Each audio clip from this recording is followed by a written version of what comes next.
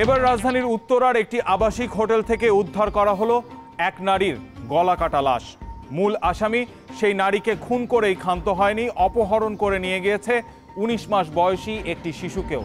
আর এ ঘটনার পর ৭ দিন পেরিয়ে গেলেও পুলিশ এখনো পর্যন্ত আসামির অবস্থান নিশ্চিত করতে পারেনি।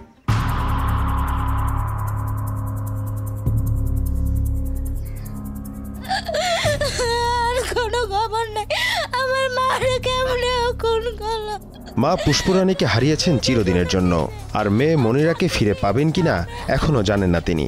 পূর্ব পরিচয় সূত্র ধরে আসামি লিটন সরকারের কথায় ঘর থেকে বেরিয়েছিলেন পুষ্পরানী। একমাত্র নাতনি মনীষা রানীকেও নিয়ে যান সাথে করে। গত সোমবারও আমার কাছে ছিল আমার মা, আমার মানিক। এখন আর নাই, আমি সব হারাইছি। গত ১৭ এপ্রিল কি বলে নিয়ে যাওয়া হয়েছিল পুষ্পরানীকে? নিতুল নামে ছেলেরা আসা যাওয়া করতে বাসায় আইসে, আইয়ানকা দিদি আজকে আমার টাকাটা দেবে, তা আপনি একটু আমার লাগে চলেন। তা না, যখন তার লাগে ঘর দিয়ে চলা যাচ্ছে তখন ওই বাচ্চাটা কাপড়টা নিয়ে যাচ্ছে। তখন বাচ্চাটার বয়স ওই ১৮-১৯ মাস। তখন ওই বাচ্চাটা কোলে লইয়া তখন চলে গেছে। ওই দিনই বাসায় ফেরার কথা থাকলেও আসামি কৌশলে পুষ্পরানীকে নিয়ে উঠে পড়েন উত্তরার একটি আবাসিক হোটেলে। সেখানে তারা মিথ্যা পরিচয় দিয়ে উঠেছিল, অথচ ওই দিন হোটেলে ওঠার কথাই ছিল না।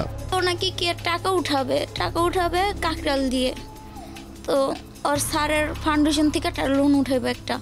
তো ওর এখন গার্জিয়ান কেউ নাই। আমার মাকে বলছে, দিদি আপনার একটা সিগনেচার লাগবে, আপনার কয়টা ছবি দেন।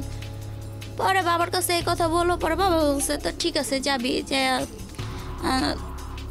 তুলে দিবি, একটা সিগনেচার দিয়ে আসবি। 9:30টার সময় ফোন দিলাম, পর বললাম যে তোমার আইতে দেরি কত, কলে এই আধা ঘন্টার মধ্যে আমি আইতে আসি। এই আধা ঘন্টা পর হইতে যে আমরা ফোন বন্ধ, আর কোনো ফোন খোলা হয় নাই। একদিন পর খবর আসে একটি মরদেহ পাওয়ার।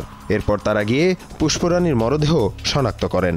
খোঁজনোজ করছি, করার পরে কোনো হদিস না পাইয়া হঠাৎ করে থানার থেকে একটা ফোন আসে যে এইভাবে একটা ডেড বডি পাওয়া গেছে, তাই এটা আপনাদের কিনা আপনারা আইসা চিহ্নিত করেন। আমরা যাইয়া চিহ্নিত করছি।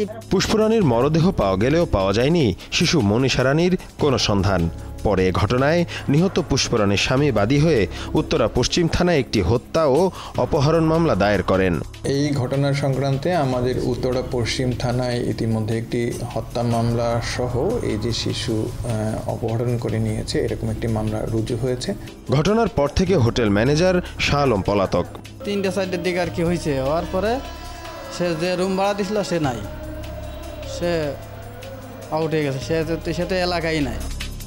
সেদিন কি ঘটেছিল এমন প্রশ্নের কোনো সরাসরি উত্তর মেলেনি হোটেলের এই কর্মচারীর কাছ থেকে। হয়েছে হোটেলে লাশ পাওয়া গেছে, এটা আর কি, আর কোনো কিছু না। একমাত্র সন্তানকে ফিরে পাওয়ার আকুতি এই অসহায় মায়ের। আর আমার বাচ্চারও কোনো খবর পাইতেছি না। আমার মা যে একটু বলবো কি করতেছে না করতেছে তাও জানে না, কেমনে আছে। খুনিকে গ্রেফতার ও শিশুটিকে উদ্ধারে পুলিশের তদন্তের অগ্রগতি সম্পর্কে কথা হয় উপকমিশনার মাসুদুর রহমানের সাথে। ঘটনার পর থেকেই কিন্তু সেই ব্যক্তি পলাতক রয়েছে। তা আমরা মূলত তাকে গ্রেফতার করতে পারলেই এই ঘটনার রহস্য, দ্যাট মিনস কী কারণে এই ঘটনাটি তিনি সংঘটিত করেছেন এই বিষয় সম্পর্কে আমরা একটি সুস্পষ্ট বা পরিষ্কার ধারণা পাবো। শিশুটিকে যে নিয়ে গেল, কোথায় নিয়ে গেল, এরকম বিভিন্ন জায়গাতে আমাদের পুলিশ এখানে অভিযান অব্যাহত রেখেছে।